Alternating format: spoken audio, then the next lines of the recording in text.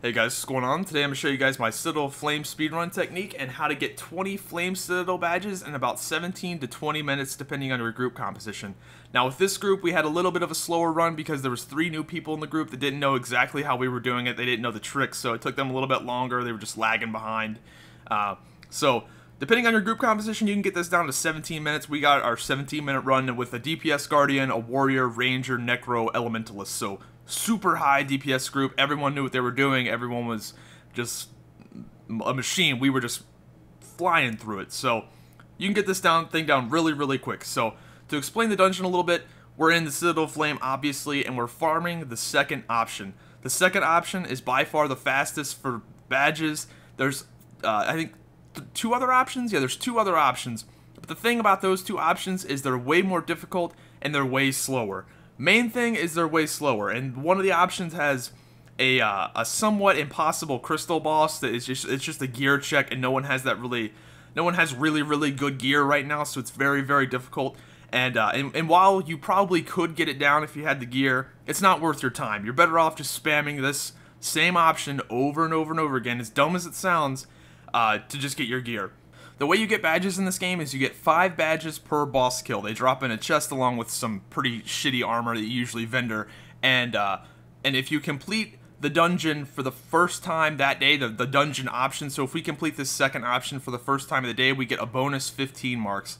Now, if you complete the dungeon a second time, that drops down to 5, but you can keep spamming it over and over and over again. So you're only losing out on 10 badges doing you're only really gaining 10 badges when you do a new option. So even with that being said, even when you do get those bonus 10 marks for completing a new option, it isn't worth it. Just because this one is that fast.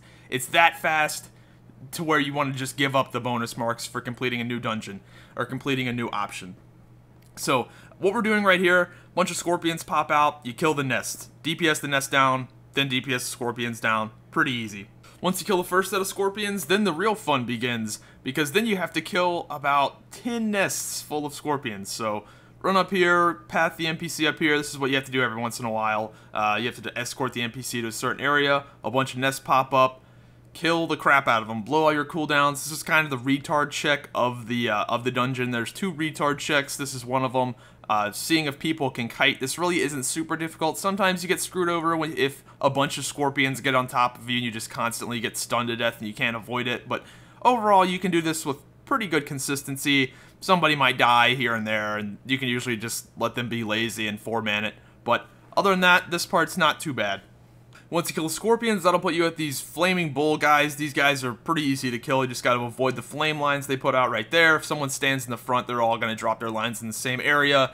And yeah, just make sure somebody sort of grabs aggro first and they put the flame lines all in the same place. That makes it pretty easy once you get that down.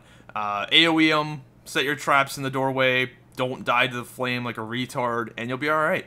And then that'll put you at your first little mini-boss. This guy's pretty easy. Just DPS him down, tank and spank. That's pretty much the way it goes. Don't worry about the little mini scorpions. They'll die to everyone's little tiny AoEs they do every now and then. And just kill him. The only thing you have to worry about is when he gets to about 10%, a giant scorpion's going to come out and throw huge boulders at people. And with that, all you got to do is not stand in the circle. If the circle comes on you, dodge. Dodge roll, no matter what. Don't try to run out of it. Dodge roll, because it's pretty much instantaneous sometimes. Other times it'll give you enough time to run out of it. That's where it's a little bit glitchy. So sometimes you can get screwed over on this fight, and you'll just get hit by a boulder, and the circle will then appear, and you just kind of get screwed over sometimes. Once you kill that boss, you're going to be at another retard check.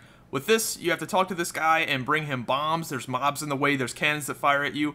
All you have to do is dodge them, and you're good to go. Pick up bombs, bring them back. Everyone's got to be coordinated, and before you start the event, everyone should be standing at a fairly far away, hard-to-get bomb. And run up, get the bombs, take them back to the guy. If you have a good group that's coordinated and says, hey, I'm going to get the bomb in the back across the bridge, and don't fuck up and die, then you can do this really quickly. We did this, and I think you have like 2 minutes to do this. You can have like 1 minute and 30 seconds or 2 minutes. I don't quite remember. I'm sure somebody can go back and look in the video, but we did this with 1 minute and 10 seconds left at one point. We had it down that quick. And yeah, pretty easy. Just be sure not to get hit by the flaming cannons of death and doom and you should be alright. Once you turn in all your bombs, you'll be at your first chest. The way this dungeon works is you pretty much get 3 chests in a row right at the very end, so some of the dungeons you get your first chest really early. This one you just get all of them at the very end pretty quickly. There you can see what I got. Got a bunch of shit gear I can't use, and the 5 tokens. Once you get that chest, you'll be at the most important part when it comes to shaving time off your run. What you're supposed to do for this part is one guy's supposed to grab a fire extinguisher, everybody else is supposed to help kill stuff on the way. What we do, everybody grabs a fire extinguisher and starts hauling ass. Just keep running. Don't fight anything on the way. Blow all your stability cooldowns, blow all your cooldowns that allow you to run without being snared or stunned, and just keep running. Extinguish the flames, spam 1, keep running. And this is the pivotal part. This the part where this cool little glitch here. Run up this rock. Keep going up this rock. Keep going up this rock. Keep going up this rock. All the way to this part right here. Everyone stands here. Open up your map. You're gonna get put out of combat. Get ready to click that waypoint. Click the waypoint. You just shaved off about 6 minutes off your run. Rather than running and killing all those mobs, running through slowly through the magma fields, killing all the mobs, running back while killing all the mobs, you just bypassed all of it, and you just shaved off maybe 10 minutes off your run just by doing that. And that will get you to the hardest part of the dungeon. What you have to do right here is just stay alive. This guy you're escorting is trying to plant a bomb on this door, and there's going to be a horde of mobs that come and get you and try to kill you. All you have to do is stay alive. You don't have to kill them all. You don't have to do anything other than stay alive and give him time while he's planting the bomb and make sure he doesn't die. This is the hardest part of the dungeon because you can't kill all these mobs. What I recommend doing, try to burst down the Smoke Lord as fast as possible, and then at that point, just run. Just kite around, run, try to stay alive. You're most likely gonna die, but then again, they nerfed this. They nerfed this last night, and we were doing it super, super easily. Now, I don't agree with the nerf, and that's for a whole new video. I don't think they should be nerfing shit this early in the game, but this is the hardest part. If you die, it's no problem. Try to do anything you can to stay alive, but once you die, waypoint out, run back as soon as possible. The fight will still be going on, and you can get back in the fight and help your team.